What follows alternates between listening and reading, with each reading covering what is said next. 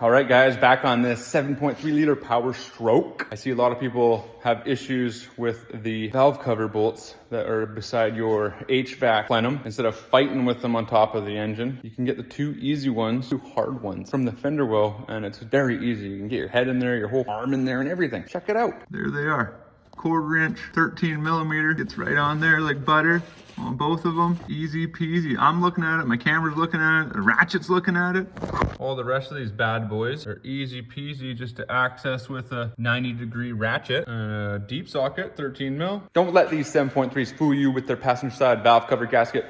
Does suck though. Spin me right round, baby, right round, like a record, baby, right round. DJ T-Rice, the mechanic. Oh, we're gonna just give it a little